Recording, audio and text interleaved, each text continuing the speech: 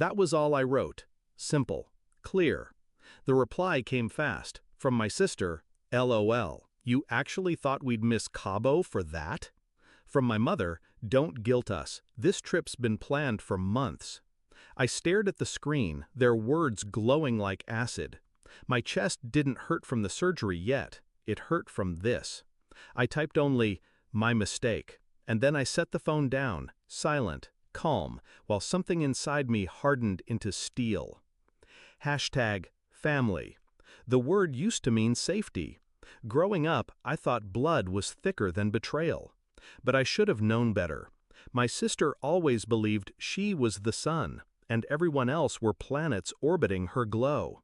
My mother, her biggest worshiper, never told her otherwise. And me? I played the shadow, the quiet one, the one they leaned on when it suited them, ignored when it didn't. Still, I kept giving. Birthdays, bills, the small rescues no one ever thanks you for. Because I thought that's what family did, until the day I needed them.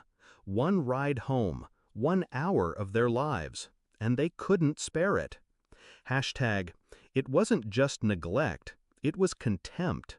I scrolled the chat that night, past messages, jokes at my expense, screenshots where they mocked me behind my back. I saw it all differently now. I wasn't family to them, I was utility. And when I broke, they tossed me aside. But they made one mistake.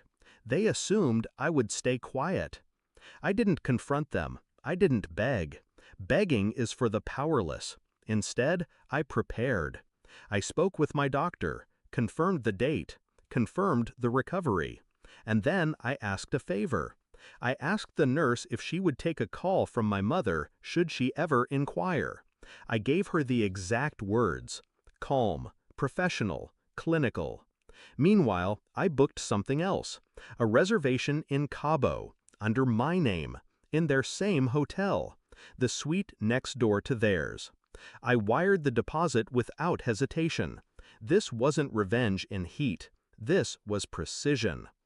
The morning of the 15th, they boarded their flight, cocktails and swimsuits packed, not a care in the world. I sent one last text before turning off my phone. Good luck in Cabo, I'll be fine. And then I checked into a different kind of hotel, sterile, white, humming with machines. The surgery was real, the risk, too. I felt the anesthesia pull me under, wondering if I'd wake. Hours later, I did. Groggy, sore, alive. I asked the nurse, did she call? The nurse smiled. Yes, she did. We said what you told us. Perfect. In Cabo, my mother's phone rang. The hospital line. The nurse's voice was calm, rehearsed. Your daughter came through surgery, but there were complications. She asked for you. She seems disappointed you're not here. Silence on the other end, the nurse told me later, followed by a strained, guilty stammer. That guilt. That was the seed I wanted planted.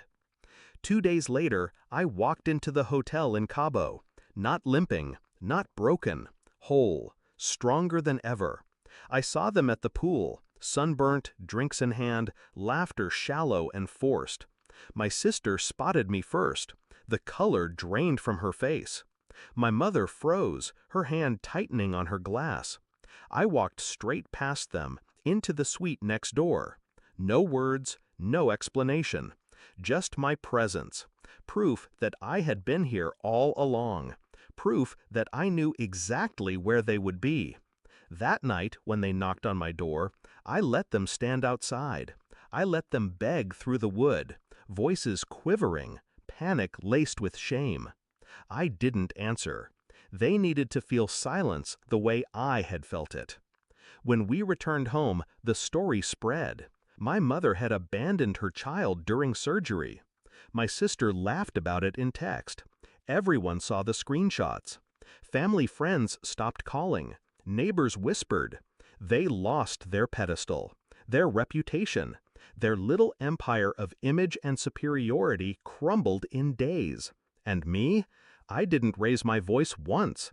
I didn't insult them. I simply let their own words bury them. That's the thing about betrayal. You don't fight it head on. You don't scream. You don't demand. You let it rot from the inside. You hold up a mirror and watch them choke on their own reflection. I gave them the chance to prove family meant something. They chose Cabo, and I chose clarity. Now they live with the weight of what they did, and I live free.